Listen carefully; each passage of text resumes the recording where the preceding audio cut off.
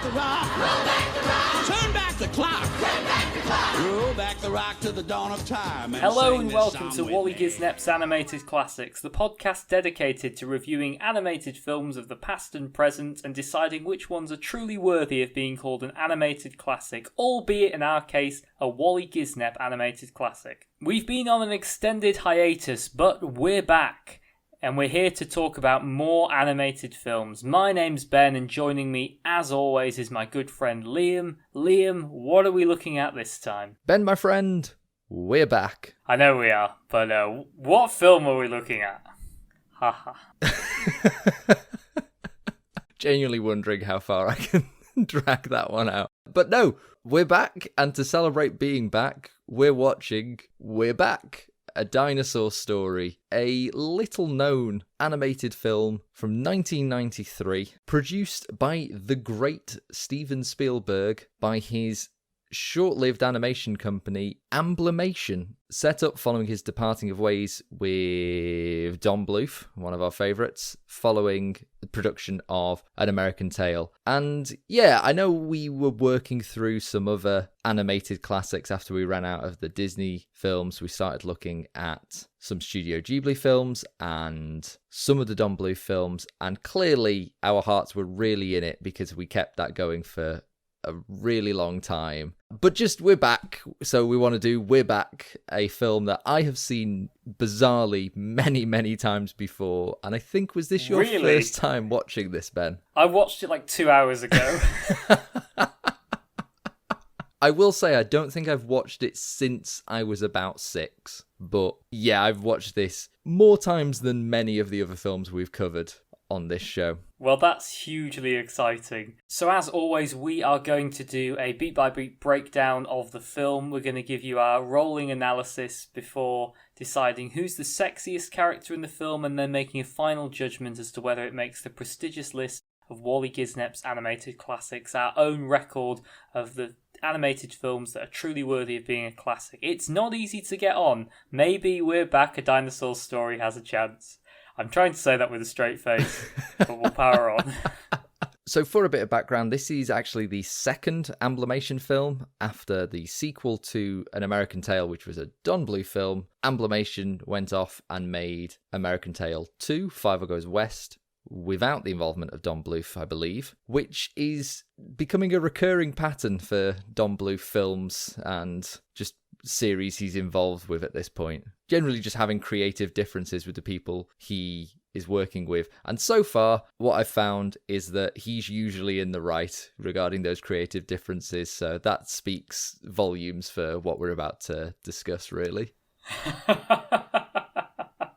Probably the most interesting thing about Amblimation, actually, the strange thing about them is they had like a directing team similar to, well, not similar, but actually completely different to Disney's A and B team during the Renaissance. Amblimation just had like 4 directors who worked on everything all the time. So they were all jumping between the projects. And my favourite project that never happened was they were trying to do an animated adaptation of the musical Cats, which is absolutely the right format that story should be told in. Surely you're not saying that would be better than, like, weird live-action CGI, Liam. You can't see this, listeners, but the look of just distant horror and recollection on Liam's face, like a war veteran recalling the horrors. No, but I am saying this probably would have been better with weird, creepy, realistic CGI.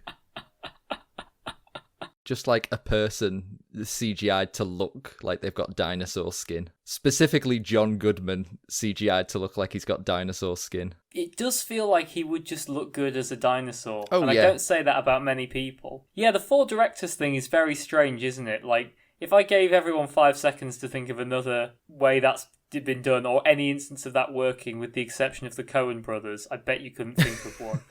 Or maybe there's 2 guys who direct Marvel films. Maybe you know. Okay, it's fine. But no, the equivalent would be Disney having Musker and Clements and any of the other directors who I've entirely forgot about all working on every project during the 90s. I have a Lion King poster in my home that has the directors of The Lion King on, and I still can't remember their names. But that's not because they've done anything wrong, I'm just terrible with names. You remember Hans Zimmer from it, though? I do. And Scar.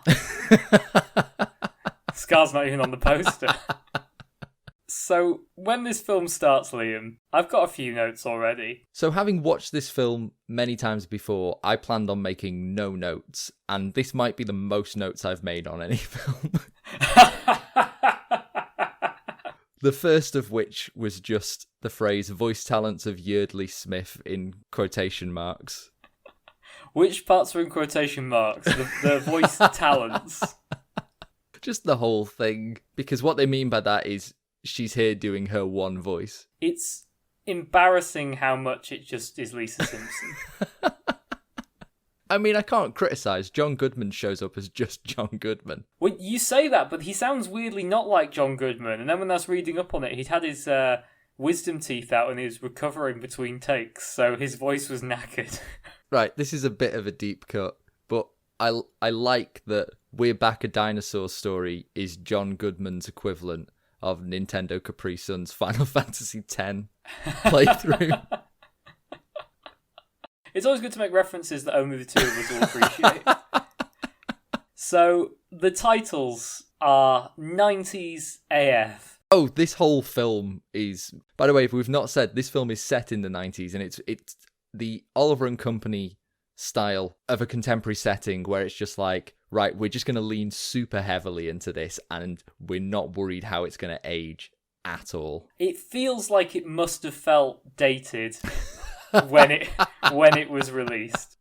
But my God, does it feel dated now. The credits are mental as well. And mental implies they're, like, exciting. What they are is a black screen with plain white text for 2 minutes whilst elevator jazz blares out and beats you over the head. And I was like, is this what kids like?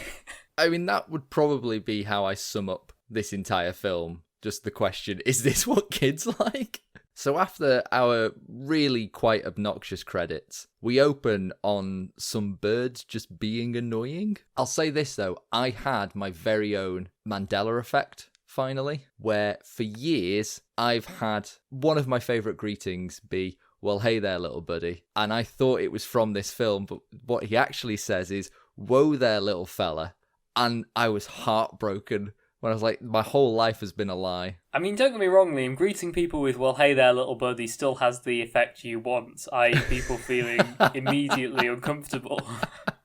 But I was so excited because I was like, finally, Ben's going to watch this film and that line's going to happen. He's going to be like, that's the thing. The search remains on, Liam.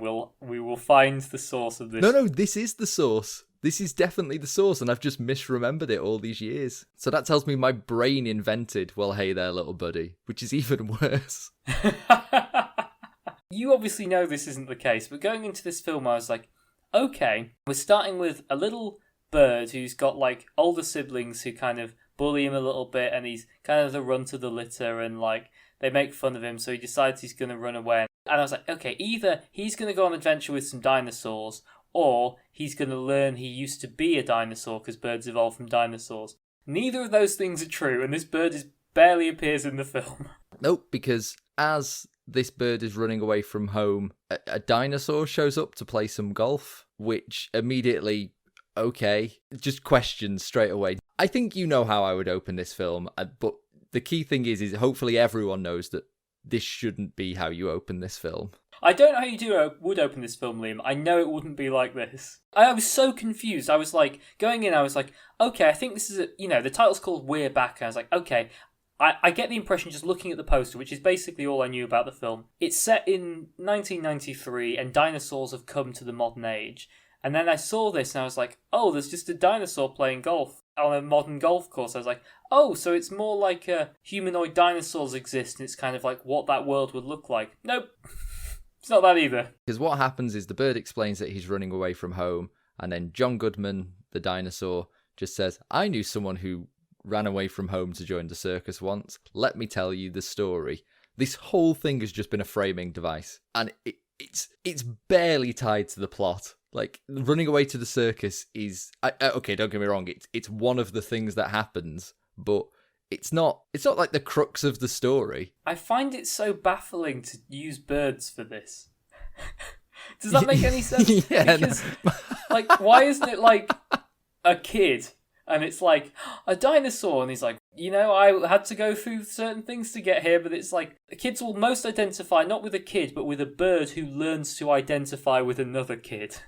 It's so messy, because this is where I would have opened the film, which is just in the past, the distant past with feral dinosaurs. You just open on that. It's a great opening sequence, if it's animated properly. Shall we talk about the animation? Look, it's a small up-and-coming studio run by one of the most successful and bankable producers in Hollywood. I'm sure it was just quite tough. I'm going to say this. I think the animation in this film is pretty solid. I'm not going to say it's inspiring, but I think it looks good. There's no points when I think, oh, that looks really dodgy. Like, some of the character design I don't love, but I think the animation's good. That comes with the huge caveat of it's so nostalgic for the 90s, i.e. when I grew up. I feel like I'm a 5-year-old at the cinema again. Ben, The Lion King came out a year after this. The Little Mermaid came out 4 years before. What am I talking about? It's not that it's cheap. First of all, it's quite smooth, the animation, and it's one thing I've always remembered is that the character models do bounce a lot, which really adds to that smoothness. Like, they're not made up of multiple cells and loads of them are solid and then the arms are moving like you'd get in, a Hanna-Barbera cartoon. That said, it's all digital. None of it is hand-drawn. It's all digitally painted. And if you freeze it on any frame, it all looks a bit rubbish. Like, the overall effect is fine. My version of it froze a couple of times, and every time it froze, I was just like, oh, this isn't nice. Like, I could freeze on any frame of The Lion King, and it would be a beautiful picture. And then, I shouldn't compare things to, one of the most expensive and successful and beloved animated films of the 90s, but I'm going to. We shouldn't compare good things to bad things. That's literally the podcast. So yeah, as you say, we jump back in time and we see when the dinosaurs were feral. I agree this is when the film should start. Again, I was like, okay, we've got this framing device, okay, no, and then it's like dinosaurs exist, no, maybe they don't. We jump back in time, I was like, okay, now we're getting some, we're kind of getting on track. And then a steampunk alien spaceship shows. You just slow down, film, alright? You're giving us too much. Out of which emerges an alien voiced by Jay Leno, of all people. And actually, given a pretty good voice performance, I'm like, you know what? That voice matches that character. I'd love to agree, Liam. I couldn't understand a word this alien said, so I assume it was a good performance, but for me it was completely incomprehensible. Yeah, well, for me, I've got the entire script burnt into my deep memory. Well, no, you don't, Liam. We've established that, because at least one line you didn't know. Damn it. Yeah, so this weird little flying alien kind of kidnaps a T-Rex and force feeds it foie gras style, and feeds it this, breakfast cereal that will give it brains, invented by a scientist from the future. I'm not sure why this scientist invented this. Again, this is one of those moments where I'm like, what do kids like? Oh, kids like breakfast cereal. Let's get some breakfast cereal in there. And I know that children couldn't make animated films, but I really don't think adults should make animated films for children, because they clearly don't understand children. It's just 5 minutes of absolute insanity, but quite boring insanity, if that makes any sense. You say boring insanity, there is a bit of body horror in there, albeit dinosaur body horror. So when a dinosaur is force-fed this grain, it goes from being like a sort of Fantasia-esque, not realistic-looking dinosaur, but, a more sort of naturalistic one. And then when they're smart, they physically change and become cartoony, which is sort of a cool idea. They didn't really do anything with it, but it's quite cool. It turns out that all of this is in service of this professor from the future called Professor Neweyes, I think. I don't want to say it's an on-the-nose name, but it feels like it's trying to be an on-the-nose name, but I don't know of what. Is it an on-the-nose name, Liam, or did they come up with his brother's name first, and then they were like, we need to work backwards to have a name that sounds very similar? Is his brother's name Screw Eyes, or is it a Scar situation? Well, hang on. We'll get to the brother in a sec.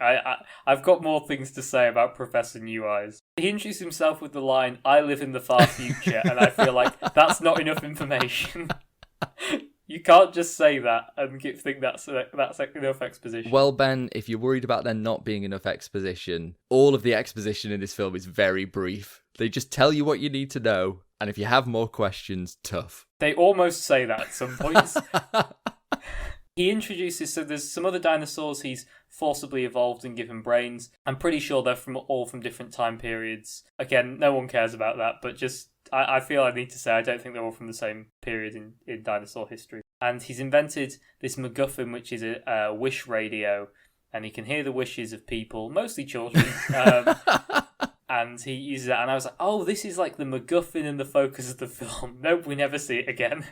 It feels like something you'd find in a storybook for a very young, like the books you would read children, the books you would read toddlers, where, you know, it's like 5 words a page, and it's like, and he had a book that could read the dreams of children everywhere. And that, he had a book, he had a machine, whatever. And then the machine said this, and then the dream happened, the end. Like that, it's that level of, it's just very blunt and straightforward. There's no underlying kind of symbolism or metaphor. It's just, it's a machine that will tell you dreams, and we're never going to come back to it. Because apparently, in the middle future, which is how we're describing 1993, every kid is wishing to see a dinosaur. I guess, well, this came out 6 months after Jurassic Park, but I imagine it entered production before Jurassic Park, so Spielberg was just like, look, it's going to be a hit. Kids are going to be wanting to see dinosaurs. Could you imagine if this came out and Jurassic Park had just been a massive flop? This film would have bombed. Oh, wait, it did bomb. Horribly. His exact words are, I've never heard a louder wish. And I was like, you've travelled hundreds of millions of years, and at no point in history have people wanted anything more than children in 1993 want to see dinosaurs. Jurassic Park was massive. His plan is, hey, all these kids have this wish to see dinosaurs. I'll go back in time, kidnap them, hope it doesn't have ramifications on the timeline, make them smart, and just set them loose in New York City. It's insanity. Yeah, that's his plan. So he introduces 2 characters in, again, like, there's so many points in the script where they go, okay, this is what needs to happen in the scene, so we'll write in the functional dialogue, and then they never went back and changed it. So he says, there's 2 characters you need to meet. There's Dr. Julia Child, who basically isn't in the film, she's irrelevant. And I'm like, okay, this is obviously setting up, like, she's someone you want to meet. So obviously the next character is going to be someone we don't want to meet. And I was like, well, this is obviously going to be the villain of the piece. So I knew that anyway. And then he said, he's called Dr. Screw Eyes. And I was like, okay, he's definitely the villain. But also, when we see Dr. Julia Child, it's like, presumably this is what she's doing at the moment, and she's painting a welcome sign for the dinosaurs. So presumably when we see Dr. Screw Eyes, it's what he's doing at the moment, which is in a black room cackling to himself for no apparent reason. I love that you say at the moment, even though he's a time traveller. Maybe he's gone for the moment that best represents this character. A woman painting a sign and a man cackling evilly. Now, I get told Professor Screw Eyes is evil because he's got screw eyes and he's gone mad. But he says, I haven't got the exact quote, but Professor Neweyes says he's evil. He always interferes with the time stream to cause trouble. Says the man who has kidnapped 4 dinosaurs, forcibly made them smart, dumped them in New York with no explanation of what a city or human beings are, and then fucked off. When I was thinking about it, I was like, I can't think what Screw Eyes does. I've seen this film loads, and I just can't think what Screw Eyes does that is evil. And it's because it's not really in the film. We just have to take it on faith that this man is evil. Yeah, he does a bit of, contract negotiation. But that... Oh, and he doesn't laugh at a clown. Oh, he's evil. No, just trust us, he's evil. Because he went mad after losing an eye. Oh, okay, that could be an interesting story. Oh, never mind. I also don't think he has gone mad. I mean, Screw Eyes gets quite a lot of time in the back end of this film, and we'll get to him, but, like, I think Neweyes is way more deranged and dangerous. So, yeah, Screw Eyes just kind of throws them out of his spaceship. I will say, I really like the way time travel happens, where the spaceship goes out to space, and they set it to just middle future, and then we're looking at the Earth, the spaceship staying still, and all the stars and the Earth spin really quickly. It's very Superman 2-y, but it works, and it's one of those nice things you can do in animation. I'm like, this is a lovely idea, executed very well. And then they drop in New York City, and he just throws some dinosaurs out of his plane with parachutes on, trusting they know how to use parachutes. Or they even know what a parachute is. is particularly mad because he goes, they need to get to Dr. Child at the Natural History Museum. I'm going to take them to the specific point in time and to New York City, but I'm not going to take them the extra half a mile to the Natural History Museum. And it can't even be that he doesn't want to be seen, because at the end of the film, that's just not an issue. At the end of the film, he takes them to the Natural History Museum. Yeah, I made a huge mistake earlier. Let me fix that.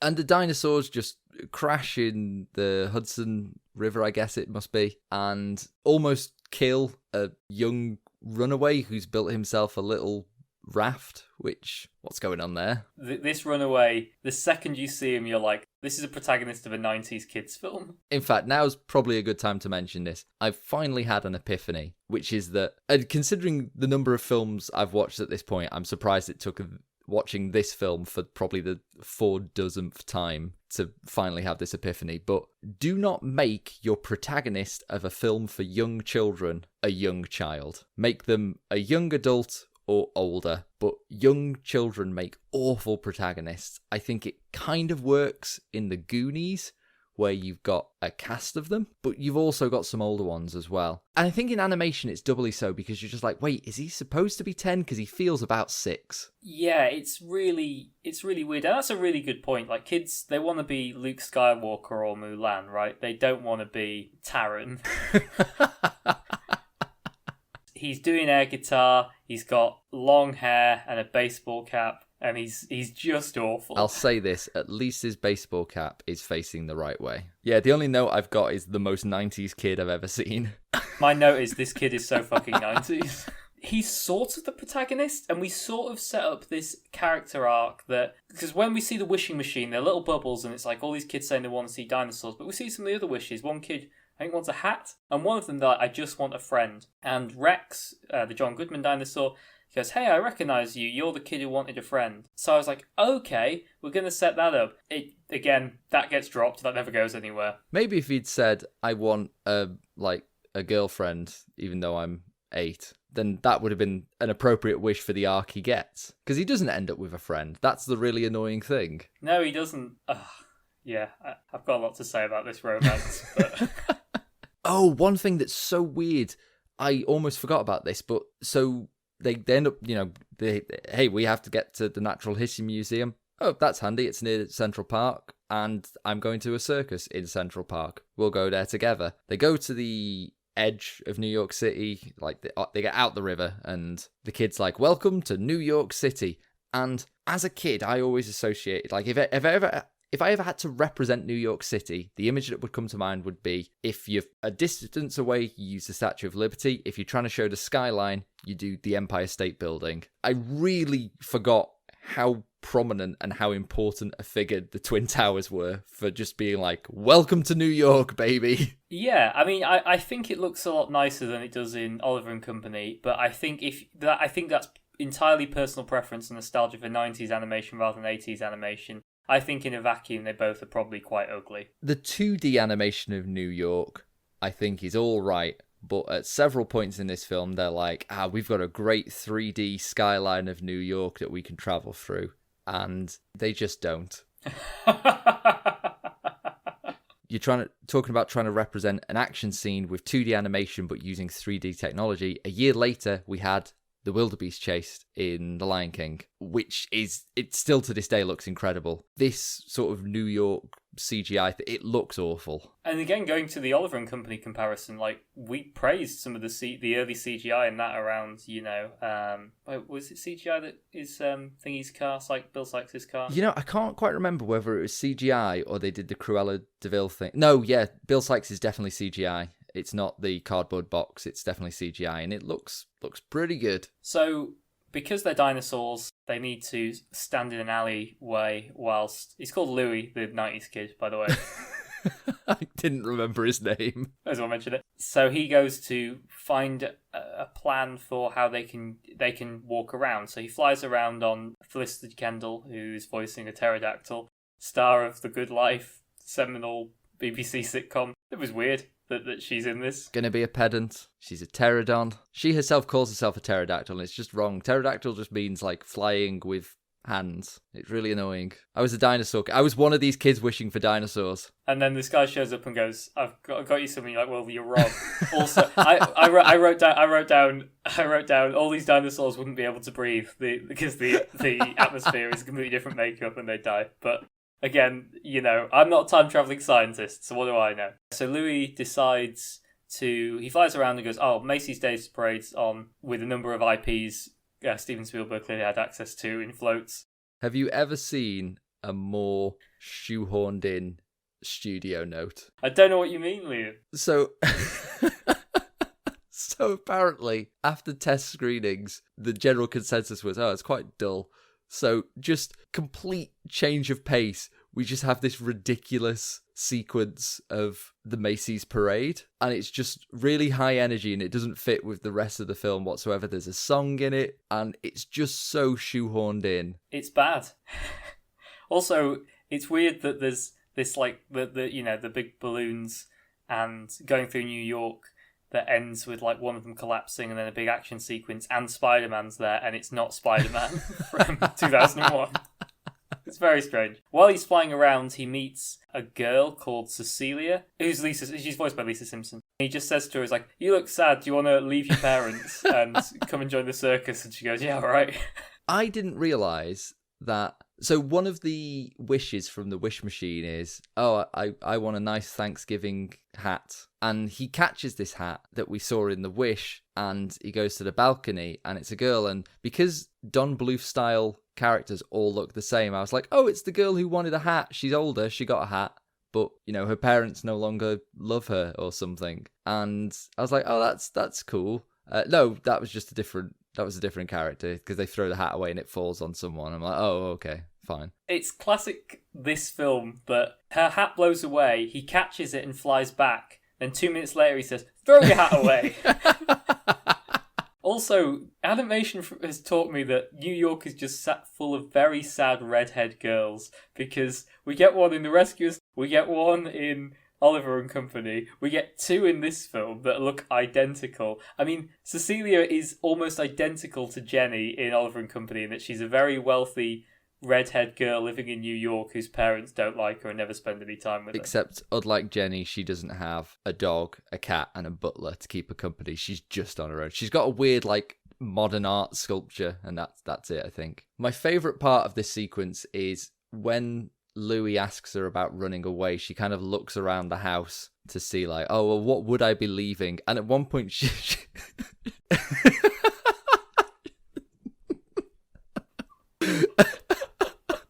I hope you had the same reaction I had to this, where she looks at a photo and it looks like the photo from the end of The Shining at the Overlook Hotel.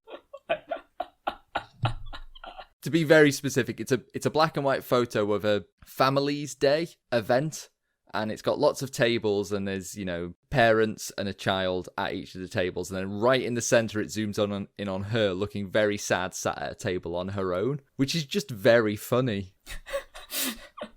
Well, it doesn't make any sense, does it, right? Because, is this meant to be... Did she go there? Did her parents just leave her there? Did she go there herself? None of it makes any sense. Is it a family's day at her school, or is it a family's day at her parents' work? Because I really want it to be at her parents' work, so they brought her and then we're just like, you go enjoy yourself, we're going to go do some work. I mean, the parents are functionally not in this film. I think they appear in some stills at the end. So don't worry, that plot point's never going to be revisited. I do have a note from this scene. I think the reason Louis has no friends is he addresses females as babe. Let's talk about this. So there is a romance subplot between Cecilia. Maybe it's the main plot. I don't know. There's a plot point. There are no main plots in this film. Yeah, let me rephrase that. Some stuff happens that relates to Cecilia and Louis being romantically involved.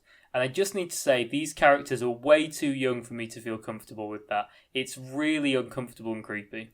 Don Bluth keeps doing, romantic subplots. And I think it's kind of supposed to be isn't it sweet and innocent? But it's just no, it is just kind of creepy, Don. I know that this wasn't even Don Bluth. I'm not even sure why I'm blaming him, but it's his fault somehow. It's his legacy. It's his legacy. Don't get me wrong, I don't mind a narrative plot point that's, implies that, these two characters have had a bond together, and maybe there's like a handhold at the end, and like, you know, when these characters are of an age, it's implied, you know, that there will be a romance there, and, you know, that could blossom. But in this, it's not that. It's a 90s, like, oh, they're a bit odds, and she's really posh and he's really rough.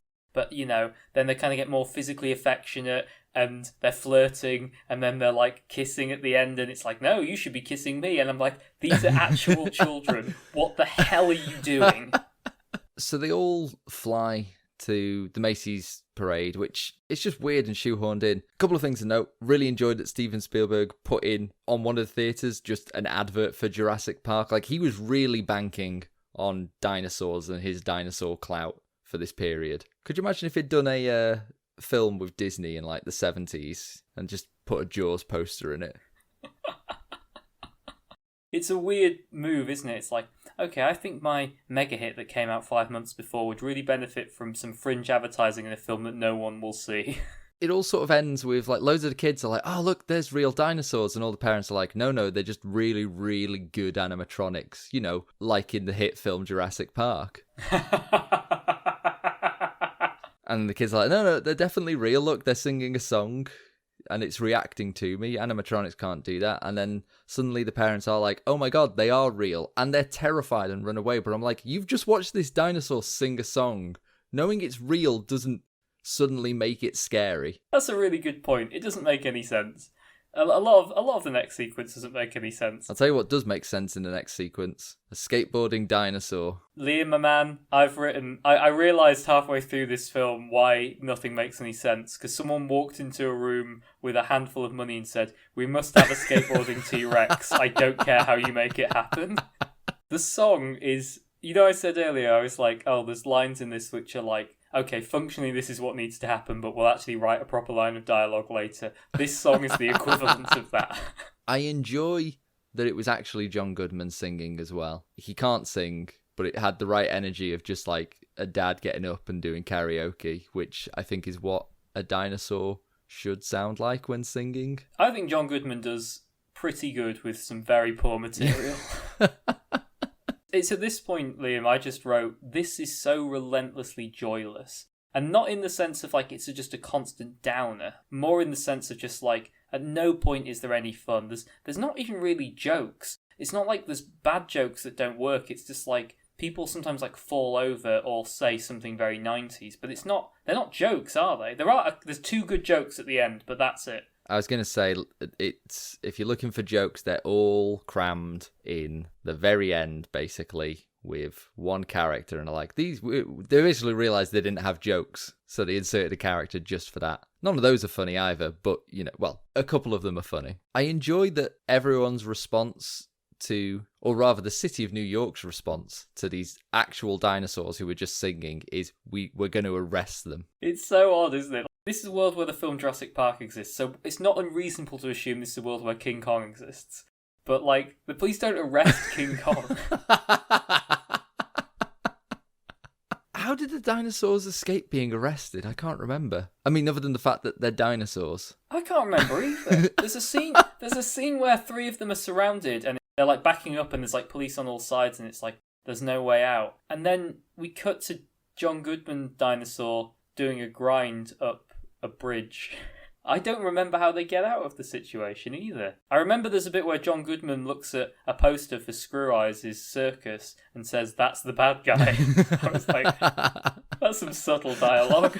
I think they just walk away from the police, because I know it starts cutting at this point to our other plot, Louis and Lisa Simpson going to this circus through, like, the most ridiculous spooky wood, which is Central Park. Does Central Park have a spooky wood? I mean, it's probably quite spooky if you go through there in the middle of the night. And you're 8, I guess. My note from this was, God, I hope Screw Eyes gets a song. I was so excited. He doesn't. Particularly considering he was voiced by Triton, that would have been great. Originally, he was voiced by John Malkovich. What? And then they were like, oh, it's too scary. Then they got Christopher Lloyd to do it, and they still weren't happy with it. I was like, what are you doing? So, Screw Eyes. Should we get to Screw Eyes?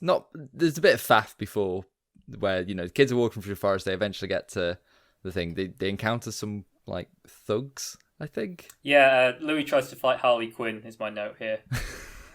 Oh, yeah. And then they meet before they meet Screw Eyes, they see all these posters for his eccentric circus, and then they look in, and all there is in the circus at this point is Professor Screw Eyes and a clown. Which is more horrifying, Liam? That's the question I put to you. I was going to say, Screw Eyes very quickly explains that his circus is all about, like, scaring people, and he wants to fill it with people's fears, but all we've seen of it at this point is a clown, and I'm like, he's doing a pretty good job. So yeah, as you said, like, why is Screw Eyes evil? Like, he's not tricking people into coming to the circus. He's like, my circus is scary. There's even a sign that says, if it's not for you, turn back. Like, that doesn't seem unreasonable.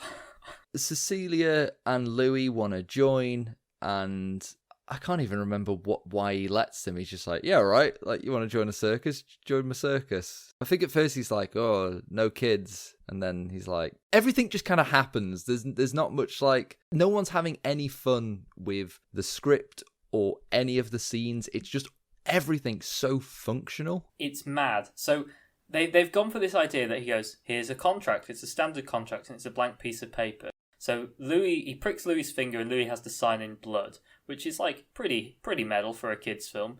Then all the terms of the contract appear, and like it's like, well, I've got you now. Then for some reason Cecilia, whilst crying, pricks her own finger and with the terms fully visible signs the contract. Yeah, they very quickly regret this decision, and I feel... Right, it's a good time to mention this, but basically, either of the plots of this film I think would have worked, but it's barely a film as it is. It's like 70 minutes.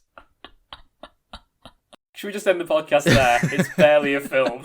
But sharing the screen time between these two stories that they don't really connect at all. And I feel like either one, dinosaurs in modern day New York or kids running away to the circus, either one would have been good and you could have fleshed it out a bit more and it wouldn't have been as functional. Like, I feel they need to join the circus at the end of the first act, spend some time in the circus, and then learn of the sort of repercussions of that. Whereas this is like, sign here are the terms, haha, got you, and they're crying, and then one, whilst still crying, signs the contract. For a film that's called A Dinosaur Story, it's not about dinosaurs.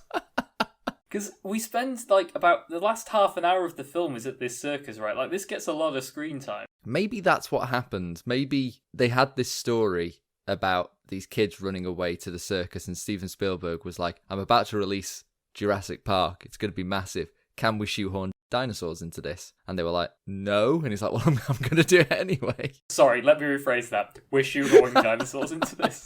They sign up to his spooky circus. I genuinely don't know why. Like, Louis doesn't seem to want to do it either, but they do it because that's what they decided they were going to do at the start of the film. Then the dinosaurs show up and are like, you can't do this. And they mention Professor Neweyes, and he works out the brain grain. And I promise you this is the line Screw Eyes says. So that's how you got here and how you can talk.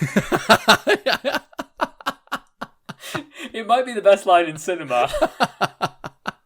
Yeah, because... Again, they walk in and they're like, "Oh, we've been warned about you. You're the bad guy." And at this point, he's okay. I say he's not done anything bad. He pulled the contract thing. Whatever. Like, it's evil. It's just kind of ripped from Poor Unfortunate Souls. It's like, oh, evil signing contract. But I don't really think he does anything particularly like. We don't like see a scene of him like, right, well, you've got to work 20 hours a day in the coal mines. It's just like, here are some terms you can't read. Also, later on, someone just quits.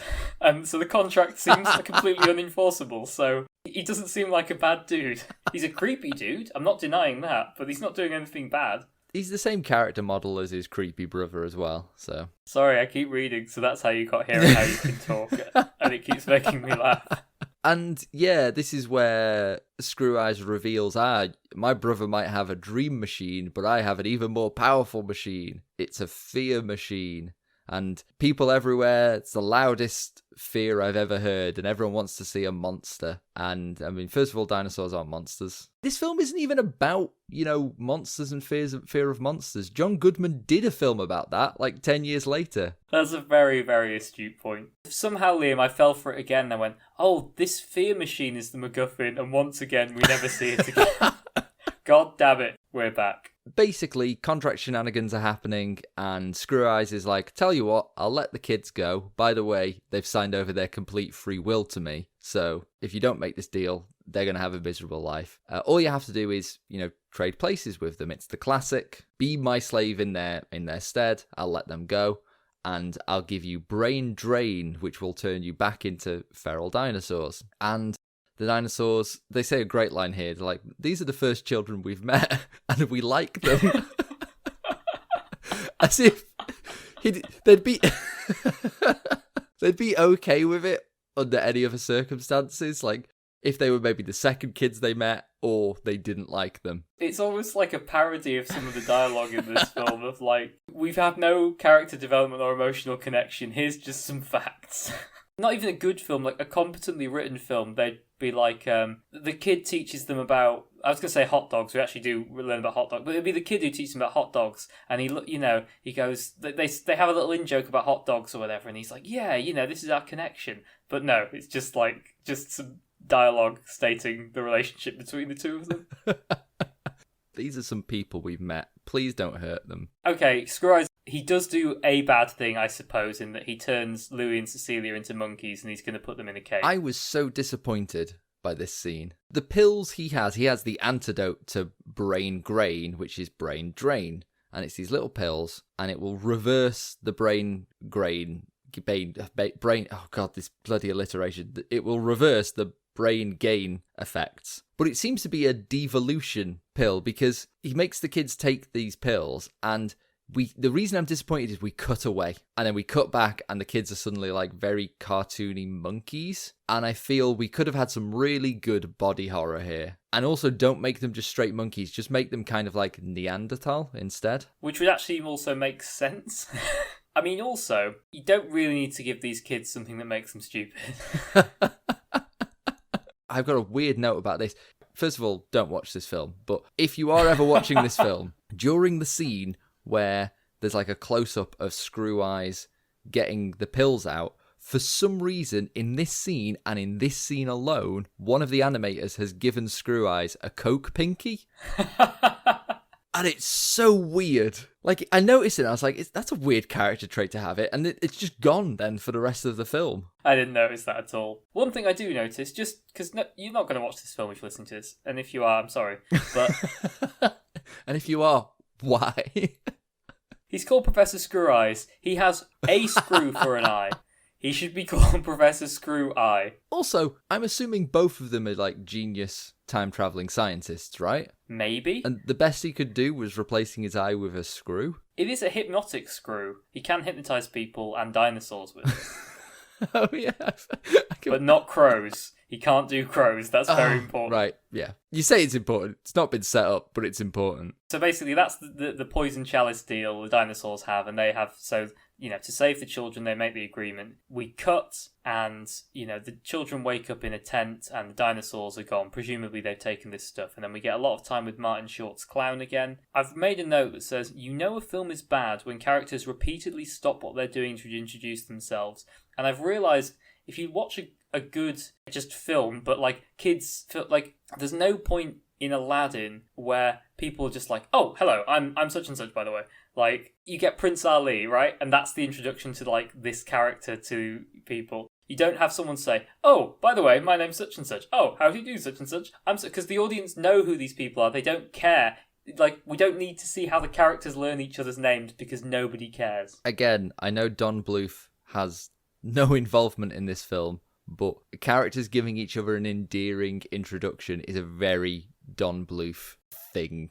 It's just in most of them. Whilst watching this sequence, I was thinking to myself, it's really weird that Disney never did a comic side character with Martin Short. And then after about 5 minutes, I realised, oh wait, they did. It's the worst one in Treasure Planet. It's just too late to be introducing new characters to your film, is all I can say about it. And as I say, it's like I think there's some like creative ideas around the animation and movement of this character. Like, I think that's like done competently, but it's still just a clown, and it's not funny or interesting and adds nothing to the plot. Next to the sad elephants, it's probably the best animation in the film, is this character. Martin Short shows them the dinosaurs, and they've gone feral and they're just dinosaurs again. So the kids decide they need to rescue them by being part of the show. By the way, the way Louis gets Martin Short to do stuff is by repeatedly threatening him with physical violence, which again isn't an endearing quality in the character. So at first I was like, I approve of a film that like is based on the premise that circuses are awful. But actually, we then get Screw Eyes climbing out of a top hat in the middle of the circus ring, and then like all these horrible like things coming out and promising you a night of terror. I was like, this show looks awesome. The clown's like, it'll be the usual freaks, and I was like, nothing wrong with that. Being like, yeah, I want to have a night of being scared and seeing some wonderful things. Like, again, this seems perfectly reasonable. Yeah, it just seemed like it's the most interesting part of the film. I'll say this, the performance looked more interesting than this film was. Yeah, I'd much rather just spend the night at the circus than watch the rest of the film. Yeah, it's just loads of like big spooky acts, and it's clear there's a few moments where I don't know whether this was put in to sort of like lessen the scares, where, you know, a mask slips off and it's like, oh, it's not actually a ghoul, it's a guy in a mask. And I think it would have worked either way. I think the idea that it is magic and technology would have been fine, but the idea that these are just, you know, it's just a circus full of people who have signed blood contracts, and some of them are good acrobats. And again, the aforementioned like just crowd of very sad looking elephants. Yeah, they're really taking it out of the Dumbo playbook there, and that I was like, okay, like if you want me to dislike this character, show me a sad elephant, and I will not like them anymore. A couple of notes, just while we've got a big crowd scene here. This is another absolutely pinpoints this film into the early mid-90s, in that the crowd shots are A, the only times you see non-white characters, and B, all the women are incredibly busty for no reason. I will just sort of add that I think during the wish bubble sequence, we basically go all around the world, but it almost feels, it's not that it's tokenistic, it feels like a cheap way of showing that, oh, he sees across the world. We've got to have, you know, we'll go to every single culture in the world and show a person of a different thing, and they all speak English and are all the same age, and they all want to see a dinosaur. We're in that awkward transition where it's not the case that we only see white characters, but we only see non-white characters for the sake of saying, hey, we're not only having white characters. Which, that's the 80s and 90s for you. New York famed for its lack of cultural diversity. Unlike Old York, which it very much is. What happens next? Oh, they bring the dinosaurs out, and everyone's like, oh, dinosaurs, which is no longer scary because all of New York has already seen them. They were at the Macy's parade, which is one of the most watched television events every year. Yeah, in fact, someone rings into Larry King to say they've seen a dinosaur. Yeah, that's a good point. I guess they're not singing a song anymore, so they're scary now. Do you think that the circus, which is usually just full of, quote, freaks who want to be scared, this time was like, oh, the singing dinosaurs are going to be there? Come on, kids. It's sort of a rap, but not really. Yeah, so Screw Eye, I don't really get what this is about, but he's proving his mastery over the dinosaurs by using his Screw Eye to hypnotise Rex, and he gets Rex to kind of move towards the audience to scare them. There's no other way to phrase this. Then a crow flies into where the vision mixer sits, accidentally turns on the bright lights, and causes Rex to not be hypnotised anymore, and he tries to eat Professor Screw Eye. Is that what happened? Have I made this up? Forces beyond Screw Eyes' control. They make him lose control, and he's no longer in charge of this situation, and Rex is just going to eat him because he's a dinosaur, and it's that kind of like hubris of, haha, you thought you could control these creatures, but they're gonna kill you. But we can't have our protagonist eat Screw Eyes, this Rex, not Louis. I don't know. No one can eat. No one can eat Screw Eyes. Actually, well, yeah, actually. So Louis runs in and is like, "Don't do it, Rex. You're better than this." And it's one of those, you know, the magic was in you all along, because it turns out this feral dinosaur had the power to resist being a feral dinosaur. All it took was the encouraging words of a child. I just wrote here, what is the theme? What is any of this about? In fact, that reminds me, there's a weird bit earlier when the kids are monkeys and Rex like strokes them goodnight, and his touch turns them back into humans. And I was like, wait, is it just that the brain drain is wearing off, or is there like a magical connection here that they're setting up? Is that like, it feels like, were they trying to set up that, oh, there's a connection here that can undo the brain drain? Because if they were trying, they failed. Man, that needs to go on the title card. I hate this sequence. So Lisa Simpson in the back is just keeps saying "let no bad happen." I was like, well, I hate that as a sentence. I love like, that sentence. It's so shit. The animation and voice acting of Louis here, crying and looking up at Rex, it's so shite. It's just the most saccharine, lazy, trying to pull on your heartstrings possible. Like, the animation on him just looks really messy and horrible, and like the performance, it's where someone's trying, but there's no like ability to properly emote, and it sounds like an 8-year-old pretending to cry is what it sounds like. And then like when he eventually transforms back, and the power of love transforms Rex back into, and again they kind of, all the dinosaurs pop back because they get cuddled and they turn back into their cutesy cartoony forms. The audience cheers, and I was like, how the hell do the audience know what any of this means? How do they know what's happening? I mean, I don't like child voice actors at the best of times, but don't rest like the emotional heart of your film on a mediocre performance from a child. What they should have done is just got Nancy Cartwright to voice this boy. Yeah, just lean into it and be like, we're getting Simpsons cast. In fact, just get the Simpsons cast for just all of them. Let's just recast this film. But don't recast John Malkovich. The only one we leave in is John Malkovich being terrifying, apparently. So then Cecilia and Louis are a couple now. Felicity Kendall and John Goodman dinosaurs, they're a couple now? I guess the dinosaurs of different species and time periods can bang. This might be the weirdest way I've ever seen suggestion of a couple happening. As you say, like, if what they'd done with the kids was they just had a handhold at the end, and it's like, oh, well, maybe when they're older it'll blossom into something, and you have your kind of side comic characters can have like a big smooch or something, like not off screen, but like that, like, oh look, they're a couple now, and they're a couple, like big farcical thing. They have a line of dialogue here which is the most awkward thing I've ever heard in my life, which is, looking at you makes me want to lay an egg. Man, it's weird, isn't it? Don't get me wrong, did it for me a little bit, but it's still weird. Is it the most egregious example of saying this is like the main character and this is the girl character, so they get together now? Ben, it's not even the most egregious example in a dinosaur film. Then, for no reason, Professor Neweyes shows up in his steampunk spaceship. No, not for no reason. He showed up because his wish machine heard Lisa Simpson say, let there be no bad... Let no bad happen. No bad happen. I noticed she didn't say the words, I wish, and I feel every other wish said I wish, and I feel if she'd actually said it, I would have been like, that's good. And I wouldn't have, but it would have been better than bad. Once again, Neweyes here, being like, I heard you on my wish machine. I haven't made your wish come true. I've just shown up. Also, all the times other people presumably wish for bad things not to happen, I don't give a shit about. As someone who seems to have just incredible power and knowledge, he's picking the weirdest things to help with. I'm going to help children in 1993 see dinosaurs, and only those who live in New York and have access to the Natural History Museum. Maybe Screw Eyes' plan all along, because he said he wanted monsters in his circus, and he's drawn a real one in. One who has the powers of a god and won't help anyone. So Professor Neweyes is like, we're all off... I can't say it. So Professor Neweyes is like, we're all off to the Natural History Museum. Are you going to change your ways, Screw Eyes, and join us at the Natural History Museum? And Screw Eyes is like, no, I don't want to. And he's like, okay.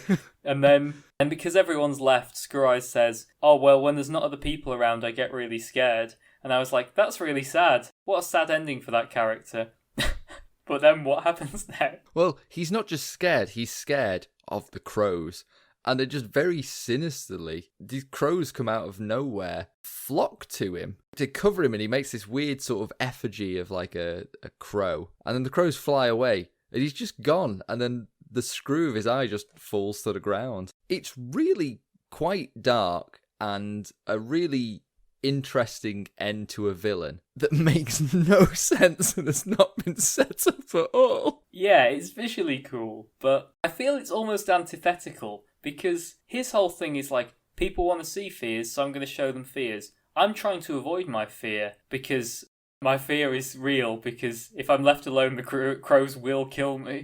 And I was like, this doesn't seem unreasonable to be like, I've put on a show so I'm not alone, so the crows don't eat me. Again, there are ideas in this film, and I think if it was just the circus and these kids running away to the circus, and you can kind of work in some kind of monster, like maybe have one of the kids, volunteer to be like, well, not volunteer, but like the second act is, well, you signed everything away to me, I'm turning you into a monster. And the other kid is like, no, turn me into a monster. And do that. And you have time to set these things up, and you can set up that Screw Eyes is like, I can never be alone. And they're like, why? And it's like, I'm not talking about it, but I can never be alone. Drip feed it throughout the film. And then this would be a really cool end for him where like, look, because of your actions, you are now alone. And we're finally going to see why you can't be alone. And it's this. But no, it's all just functional. Again, it's not fair to compare them, but I'm going to do it anyway. Compare this to the line in Beauty and the Beast where Gaston calls the Beast a monster and Belle says, he's no monster, Gaston, you are. And I'm like, that's what this film is about. There's your theme. I always feel that line's a bit on the nose, but like, that's the whole plot. That's what the film's about, and it does it very well. We're not afraid of dinosaurs. You're afraid of crows. What? What are you talking about, Lisa Simpson? But finally, we go to the Natural History Museum. And we finally spend some time with Julia Childs. She's not called Julia Childs, that's the actress. She's called Juliette Bleeb, but I've been calling her Julia Child. Who cares? I feel this performance is incredibly half-assed. I didn't touch on it earlier, but I feel every line feels like she's reading it from across the room and doesn't care about what anything means. That's because she is. So during the early stages of this, when they were pitching it, the lead director, Phil Nibelink, he did like a voicing of the script to animatics, and he did impression of Julia Child for this character. And as is the case when, a friend of yours does an impression, the company was so impressed by it and they enjoyed it, they're like, let's actually get Julia Child to do this, famous celebrity chef and not an actual voice actor. That'll be fun, which is maybe why she's not in it that much, but I just love her voice. I've always loved her voice. It's so good. I don't care. I say she's not doing a very good job at voice acting. She's talking exactly the same she does in real life, like with the same cadence and everything. Like, it works for me, and I wish there was more of this character. I don't care how bad the performance is. I do have to mention, before we get to the Natural History Museum, I promise we'll get there. We do get some sort of resolution with Martin Short's clown where he does this like big angry monologue at Screw Eyes. It's a voice devoured by crows. Basically saying like, I quit, and it's like meant to be this funny monologue. It's not funny, but actually, I think there were two lines in it that I was like, those are funny jokes. One is he's unloading all his comedy props on Screw Eyes, and he takes out a rubber chicken and he says, you can't even get these anymore. I was like, that's funny. The list of things he's got, it just escalates, and it's like, here's a clam opening up to reveal the flag of the United States held by a mermaid and her normal brother Richard. Great joke. So much so that I don't believe it was in the script. Almost certainly not. In fact, what was interesting is some of the cast changed lines because they were like, oh, the writing here is quite stilted and awkward. Yeah, I can believe that. And the writer insisted they use the original recordings.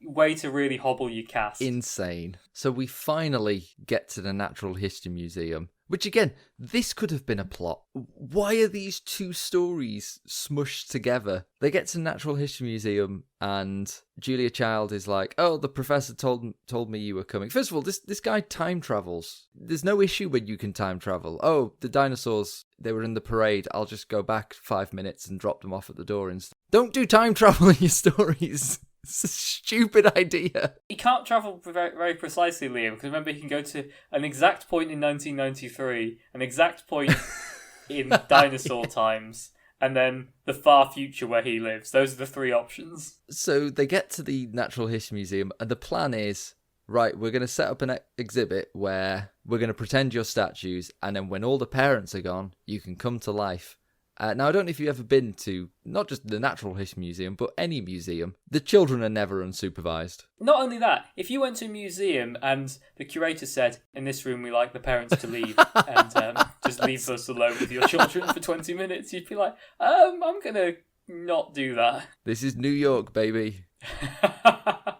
So the dinosaurs get to grant some wishes by interacting with some children. Louis and Cecilia are off being a couple. Creepy and weird. We get some photos of Cecilia's family adopting Louis? No, that's just his family. Oh, he has a family. He has a family that he ran away from, and you get the I think he talks about them in like a really like horrible way. I think he only really talks about his mum, and then you just see these pictures at the end. It's like these are just look quite normal, and I was like, I get that they may be reconciled, but again, we needed more from all of these threads. I can't believe I'm asking for more from this film. You couldn't really ask for less, could you? I couldn't ask, exactly. I'm asking for just some effort, really. My favourite part of this ending, though, is as it zooms out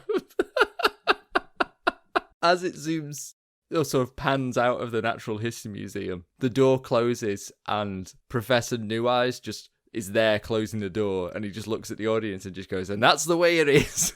And then it just cuts. Don't ask any questions. That's all you're getting. Oh, all the dialogue is so functional. I love it. Compare it to Robin Hood, where like we get back to the framing device of Alan and Dale going, well, that's how it really happened. And it's like, we're wrapping up this, like, the myth of Robin Hood, but this is the real story, and this is like, shut up, don't ask. So then if you remember, we had a framing device, which, to be honest, I honestly didn't think they were going to go back to. I thought they were just going to be like, it was a story a dinosaur told a bird. But they do go back to it. So the birds learned that you can't run away from home and join the circus because your mother's a bit overly affectionate with you and you don't want to look soft in front of your siblings, which I guess is the point of this film. And he goes back and he stands up to his siblings or whatever. And I was like, that's cool. You still haven't explained why this dinosaur's playing golf. Because I was like, oh, we're going to learn how he went from being a dinosaur millions of years ago that ate things to being a civilized dinosaur who's allowed on a golf green. We don't get that explanation. Well, you see, the plan of the Natural History Museum was to keep this a secret from the parents. So the dinosaur can only play golf when he's in disguise, and that disguise being a small t-shirt and a golfing cap. It's insanity. Nothing works. My very last note, Liam, is redundant, but I will read it, and it's, what a fucking mess.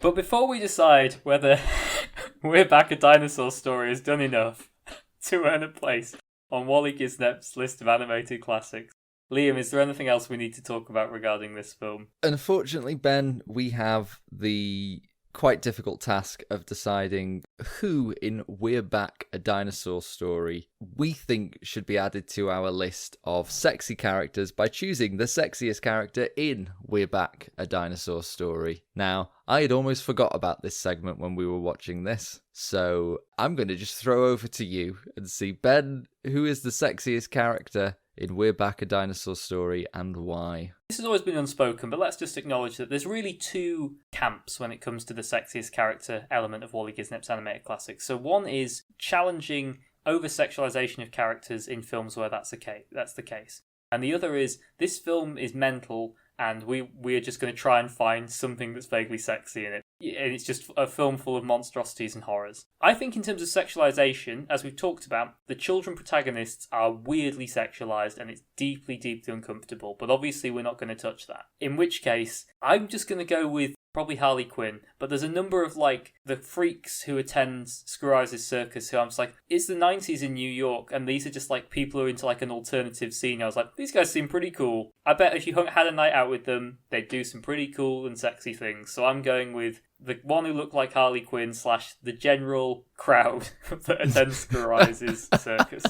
Wow, that's an actual answer, because I've just kind of copped out and gone for the sexy pterodon voiced by Felicity Kendall, who is sexy only by virtue of being voiced by Felicity Kendall, and that line of, I don't know why, but looking at you makes me want to lay an egg. a line that I will definitely be using in the future. The problem with doing that, Liam, is now when we talk about characters who've made it onto the sexiest character list, when we say Elsa, we have to specify that Elsa, not the obscure pterodon from a film nobody's seen. Oh my god, she's not even the first Elsa on the list, of course. Might be the first dinosaur film on the list, though. Well, with that then, Liam, shall we talk about whether we think this film is worthy? Before we do that, we need to retrieve the list from the vault. Unfortunately, after such a long hiatus, we're going to need some help. So, as we pop in to Professor Neweyes' magical steampunk time-travelling spaceship, and he takes us to the far, far past of the last time we opened the vault. We retrieve the scroll of Waly Gisnep's animated classics, containing all of the films that we believe are truly worthy of being considered an animated classic, whether or not they are Disney. Ben, is We're Back a Dinosaur Story worthy of adding to the list of Waly Gisnep's animated classics? This film obviously isn't very good. There's a reason no one's seen it. It's got like a bad critical reception and it bombed. As I say, I think for the time, for non-Disney animation, I think the animation is like decent. I'm not going to say it's great. I'm not going to say it's worth going back to. This isn't like a Sleeping Beauty where you go, oh, this stands up to the test of time even after all these decades. It definitely doesn't. Fundamentally, it's just a mess of a script. As I say, so much of the dialogue is functional. There's no character arcs. There's barely any characterization. There's no jokes. There's a song for some reason, but it's not a good song. Again, there's some nuggets of interesting ideas, but this film is really bad. I had some enjoyment with it because it's pure 90s nostalgia, right? It's rewinding. It's like listening to a cassette in a Walkman. It's like, if you just want that blast of 90s nostalgia, it will do it for you, but it's not going to be a fun experience. I had a lot of fun talking about this film, because my god, is it mad. And just to be clear, this isn't one of those where you go, this film sounds so crazy, I need to watch it. It's not crazy to watch. Stuff doesn't make any sense, but it's not like, this is just a mad stream of nonsense. No. It's a very boring stream of nonsense. So for me, it's absolutely no. I would argue that I think this could make a good bad movie night movie. I think a group of friends who are into watching films that are just a mess, and you've got to approach it from the point of view that the script and the pacing is rubbish. Almost every line of dialogue could have been replaced with something better, and it wasn't. The cast tried. And I actually think you can get some enjoyment from this, but obviously it's just absolutely terrible. I'll give it this. I've gone on record of saying that dinosaur films are boring because all they can be about is going from one place to another. It turns out they can also be about children joining the circus, and they're still rubbish. So no, it's not going anywhere near the list. I have a great amount of affection for this film, but for all of the wrong reasons. The highest compliment I can pay it is it's marginally better than Space Jam. I will say it's not the worst dinosaur film we've covered, so that's good. Have we only covered 2 dinosaur films, so does that make it currently the best dinosaur film? No, currently the best dinosaur film is the worst segment of Fantasia. Correct. But we need to watch The Land Before Time soon. I'm worried I'm going to hate it. So, with that, We're Back a Dinosaur's Story, which is really hard to say, is not going on the list, somewhat unsurprisingly. We hope you enjoyed the podcast. Thank you so much for listening. Waly Gisnep's Animated Classics is available on SoundCloud, Spotify, a number of other podcast hosting platforms, as well as YouTube, where we post video versions of these podcasts alongside our top 10s, interviews, edits, memes, and a bunch of other stuff. And also, of course, our main podcast, Waly Gisnep's Animated Classics. We've actually already recorded our next 2 episodes. We recorded them ages ago, so the next one will be Nausicaa of the Valley of the Wind, like we said at the end of the last podcast. Imagine if you were a massive fan of Nausicaa of the Valley of the Wind. You listen to our Secret of Nim and we're like, oh, this will be great. And you wait like 18 months and what you get is We're Back a Dinosaur Story. Well, they're really not going to like our Nausicaa podcast. With that, all that's left to say is thank you so much for listening. We really do appreciate it. And whilst we may not have been glad to be watching We're Back a Dinosaur Story, we are very glad to be back ourselves. So please do join us next time. Watch Norska of the Valley and the Wind and join us on the next Waly Gisnep's animated classics.